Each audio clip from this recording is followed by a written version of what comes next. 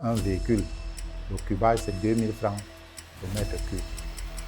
Et on vous dit qu'un véhicule a porté seulement 26 mètres cubes, ça donne quoi? Par rapport à celui qui vient avec sa voiture, le Warabi dit qu'il te donne 300 000.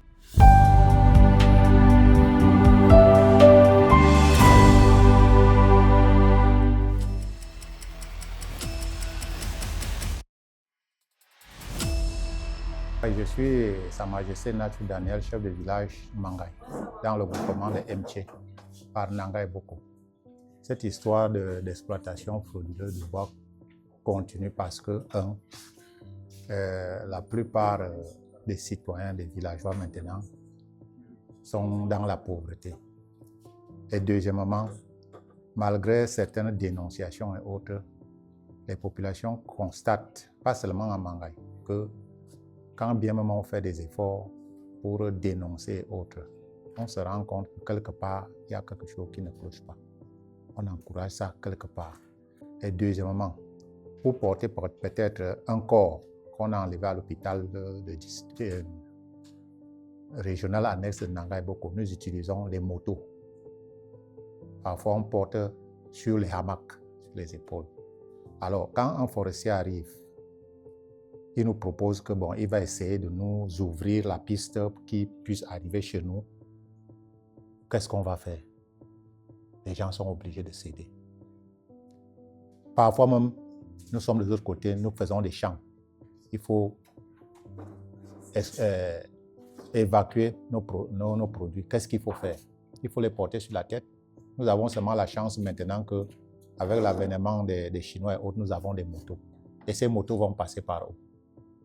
Si au moins, quand on exploite ce bois, la bonne partie des redevances, quand on a exploité, par exemple, dans mon village ou bien dans le groupement de Mtché, une bonne partie de cet argent revenait aux populations de notre côté et on nous aménageait les routes. Je crois que cette histoire d'exploitation frauduleuse devait finir. Mais quand vous voyez votre bois partir, même quand ces gens-là ont les autorisations, vous voyez votre bois partir, vous attendez. Les redevances, vous ne les voyez pas. On vous dit peut-être que vous avez 10%, mais vous attendez ces 10%. On vous fait comprendre que, ça revient à la commune et la commune a la latitude de voir là où est-ce qu'il y a un besoin peut-être d'hôpital et autres. Et vous-même qui avez ce bois, vous n'avez rien. C'est ça qui encourage cette histoire de Warap et autres. Quand quelqu'un voit que quelqu'un va lui donner sur un camion peut-être un 200, 300 000. Ce n'est pas seulement les chefs, ce n'est pas seulement les villageois. Est-ce que ce bois se volatilise dans l'espace? Ça passe quelque part, et au vu au su de tout le monde. Donc on ne va pas accuser les villageois et autres. Nous faisons notre travail, nous dénonçons. Mais en dénonçant, quelles sont les mesures prises? Qu'est-ce qu'on fait de ces gens-là? Quand vous attendez qu'on vous informe peut-être que celui qu'on a arrêté tel jour, voilà ce qu'on a fait. Comme aujourd'hui, il y a des médias et autres, on ne voit pas. C'est ça qui pousse les gens à faire tout cela.